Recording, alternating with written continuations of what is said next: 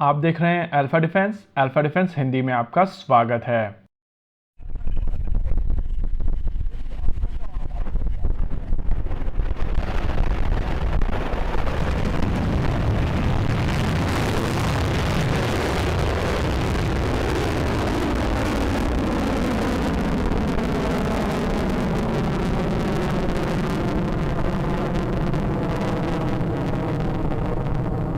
आज के इस वीडियो में हम लोग बात करेंगे मर्व के बारे में, यानी कि multiple independent re entry vehicle. जैसा कि हम लोगों ने कल के वीडियो में आपको बताया था कि 23 सितंबर से लेकर 24 सितंबर के बीच में डीआरडीओ की तरफ से एपीजे अब्दुल कलाम आइलैंड के पास में एक एरिया वार्निंग दी गई है और इस एरिया वार्निंग को अभी आप अपनी स्क्रीन के ऊपर देख सकते हैं। पहले हम लोगों की तरफ से स्पेकुलेट किया जा रहा था कि ये missile system submarine launch ballistic missile K4 या K5 हो सकता है, लेकिन अब द इंडियन एक्सप्रेस की तरफ से एक रिपोर्ट आई है जिसके हिसाब से ये मिसाइल सिस्टम टेस्ट अग्नि 5 मिसाइल सिस्टम का टेस्ट हो सकता है और इस टेस्ट के दौरान अग्नि 5 मिसाइल सिस्टम की मर्व कैपेबिलिटी को टेस्ट किया जाएगा। देखिए, ये रिपोर्ट खुद में काफी ज्यादा इंटरेस्टिंग रिपोर्ट है। हम लोगों को यहाँ पर दो चीजों को समझना काफी ज्यादा जरूरी है।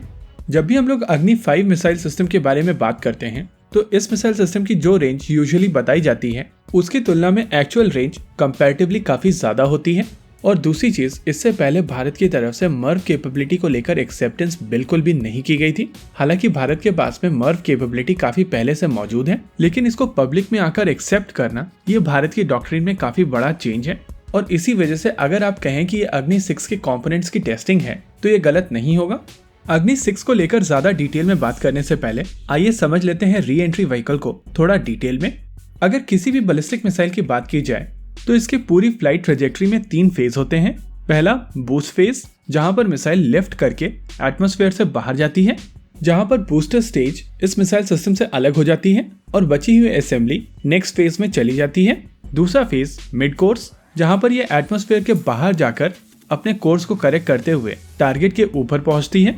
इस फेज के दौरान छोटे छोटे बूस्टर मोटर्स इस असेंबली को करेक्शन प्रोवाइड करते हैं। और तीसरा टर्मिनल फेज, जहां पर यह मिसाइल सिस्टम वापस से एटमॉस्फेयर में एंटर करती है और ये जो कंपोनेंट एटमॉस्फेयर में एंटर करता है इसको कहा जाता है re entry vehicle. Re entry vehicle को कुछ इस तरीके से डिजाइन किया जाता है कि जब यह एटमॉस्फेयर में दोबारा एंटर करता है तो एटमॉस्फेरिक एयर के साथ में जो फ्रिक्शन क्रिएट होता है, जिससे हीट जनरेट होती है, उससे यह वॉरहेड को पूरी तरीके से सुरक्षित रख सके।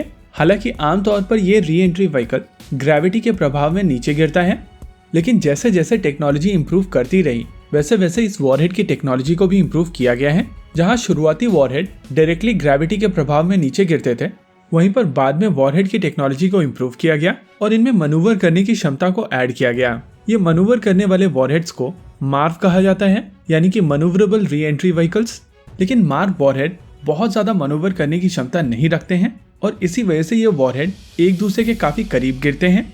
लेकिन जब बात आती है multiple independent re entry vehicles की तो इस तरीके के वॉरहेड एक दूसरे से इंडिपेंडेंट होते हैं और इसी वजह से इस तरीके के वॉरहेड कई अलग अलग टारगेट को टारगेट कर सकते हैं। अगर मर्व केपेबल मिसाइल सिस्टम्स को ऑपरेशनली एनालाइज किया जाए तो इस तरीके की मिसाइल सिस्टम्स में यूज होने वाले वॉरहेड काफी ज्यादा घातक होते हैं। आमतौर पर मर्व केपेबल मिसाइल सिस्टम्स के वॉरहेड 2 या 2 से अधिक सिटीज को एक साथ टारगेट कर सकते हैं और इस तरीके के वॉरहेड्स को इंटरसेप्ट करना काफी ज्यादा मुश्किल हो जाता है। अगर अग्नि 6 की बात की जाए तो ये मिसाइल सिस्टम लगभग 10,000 किलोमीटर की रेंज वाली मिसाइल सिस्टम होगी और 3 टन के वजन वाली ये मिसाइल सिस्टम 3 स्टेजेस के साथ में 11 मर्व वॉरहेड कैरी करने में सक्षम होगी। ये जो अपकमिंग अग्नि 5 के टेस्ट की बात की जा रही है, इसमें माना जा रहा है कि इस मिसाइल सिस्टम में 4 से 5 मर्व वॉरहेड्स का प्रयोग किया जाएगा और इस टेस्ट के दौरान ये मिसाइल सिस्टम एक लॉफ्टेड ट्रेजेक्ट्री में लॉन्च की जाएगी।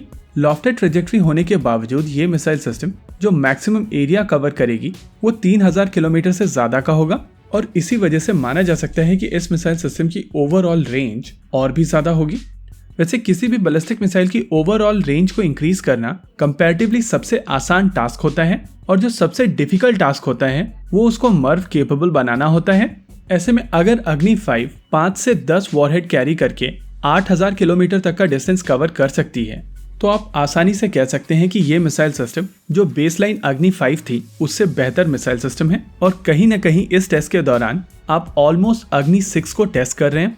वैसे यहाँ पर एक ऑब्वियस क्वेश्चन आएगा कि भारत की तरफ से जब कभी भी इस तरीके के मिसाइल सिस्टम्स को लेकर बहुत ज़्यादा डिटेल्स पब्लिक डोमेन में नहीं दी जाती थी, तो ऐसे में ये एक्सेप्ट करना कि अग्नि 5 मर्व केपेबल है, ये भारत की तरफ से एक बहुत बड़ा डॉक्ट्रिन चेंज है। और इसके पीछे कहीं ना कहीं कारण चाइना है, क्योंकि जिस तरीके से भारत और चाइना के रिलेशन पिछले कुछ समय में खराब हुए हैं, उसको देखते हुए भारत और चाइना के बीच में जो स्ट्रैटेजिक बैलेंस है उसको मेंटेन करने के लिए भारत को नए डेटरेंस क्रिएट करने वाले हथियार अपने बेड़े में शामिल करने पड़ेंगे। और अग्नि 5 या कहें इम्प्रूव्ड अग्नि 5 जो आने वाले समय में अग्नि 6 के लिए बेसलाइन बनेगी, वो एक इसी तरीके का हथियार है। और इस हथियार के भारतीय सेना के बेड़े में शामिल होने के बाद में भारत और चीन के बीच का जो स्ट्रैटेजिक बैलेंस है वो काफी हद तक बेहतर हो जाएगा।